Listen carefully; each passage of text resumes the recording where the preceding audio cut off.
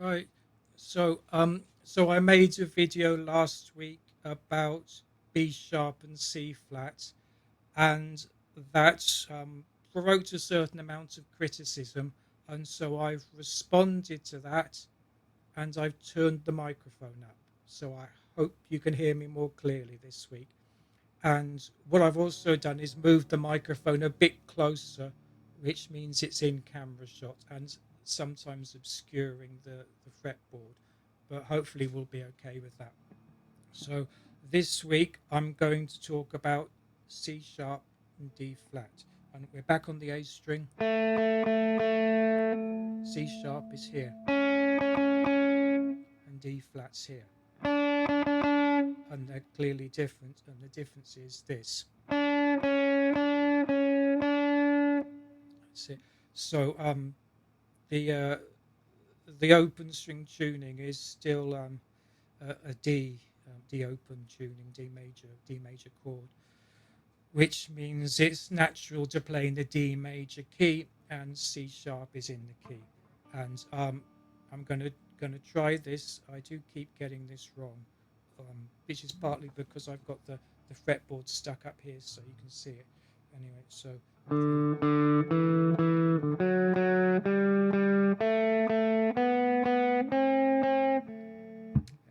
let's try again.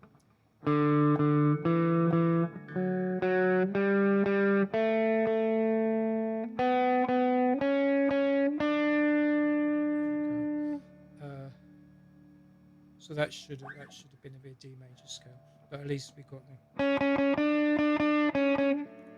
And essentially, one thing is that when I get a note wrong, I can hear it pretty easily. And some people question whether this tuning is correct. Some people don't like the tuning, of course. That's up to you. But I think you can hear when it's wrong. So to demonstrate it's wrong, let's take whatever it is. So this is an F sharp chord, isn't it? And it includes the C sharp.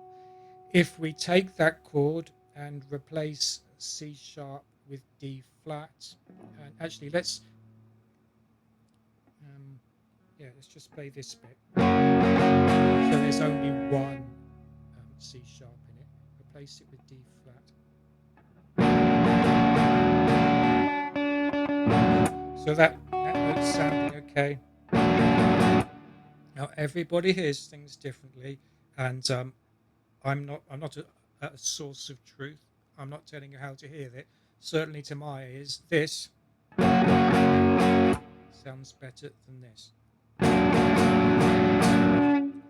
And that means that C sharp is a better pitch to put in an F sharp chord than D flat is.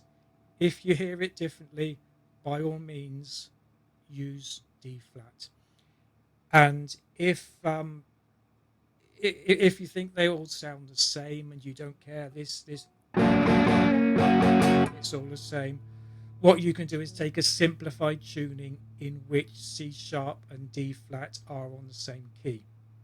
And that is valid. Some people do that. I'm not denying that. Some people seem to think that I'm covering this up. I'm not.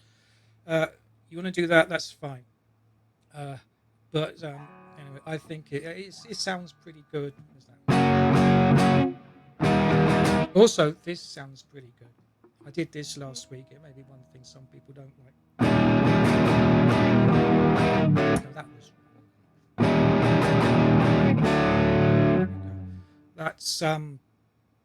that's a tritone substitution. It's a tritone substitution in the key of D, which means it. Well, what chord is that? E flat.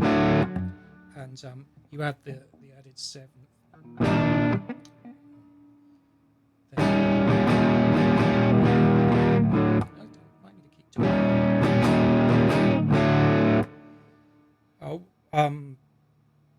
This C sharps in the key.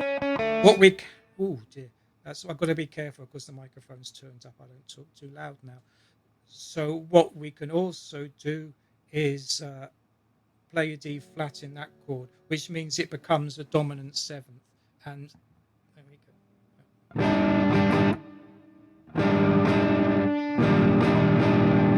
So I think that the harmonic seventh sounds better than the dominant seventh, and but doesn't mean the dominant seventh is wrong in context. That's fine.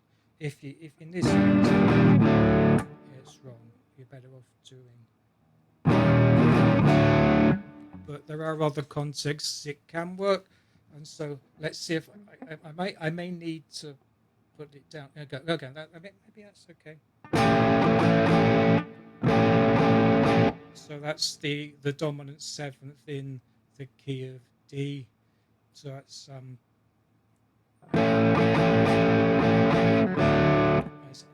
A dominant seventh, and that sounds okay. So in general, the dominant seventh chord and the tritone substitution of the dominant seventh chord are not the same unless you impose enharmonic equivalence, say you know, D sharp's the same as E flat and whatever. No, that yeah, that's right. Anyway, I sometimes get confused. I do.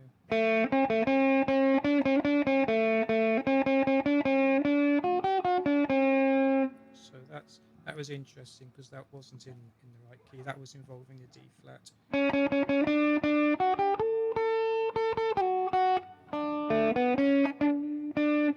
So the last thing I'll talk about is leading tones. So if we take this D major scale,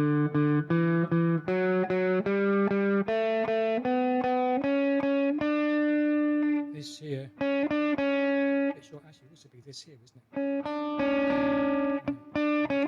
It's a bit more stable.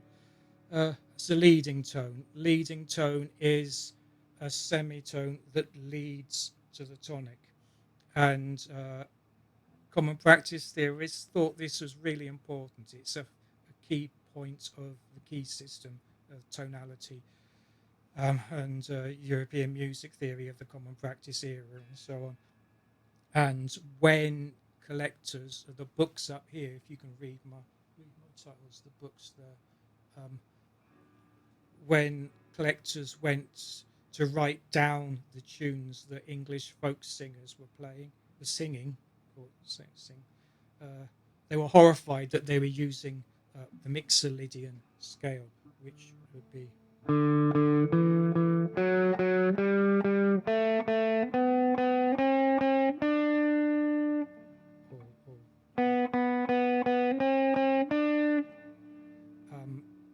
Which you may think sounds fine, but horrified them. But eventually they did knuckle down and they did write the tunes using that mode. But anyway,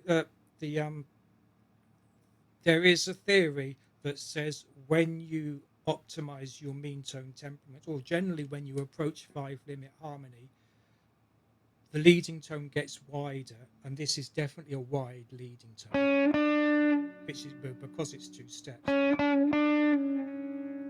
And this doesn't sound as good.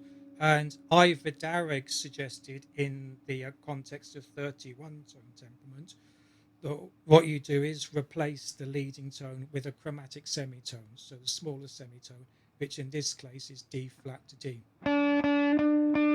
So let's try that.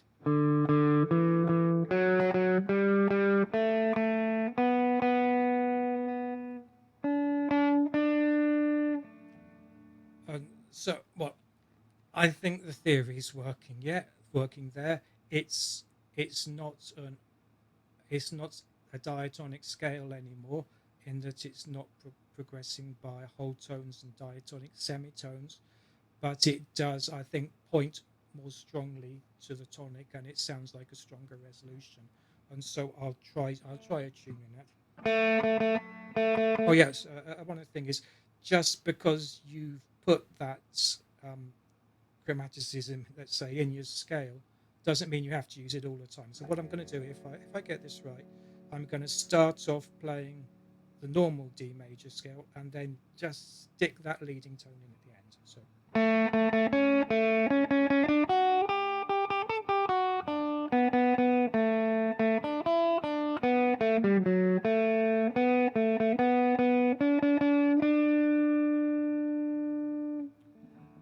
So whether or not you like that, that's the end of today's video, and so have good fun.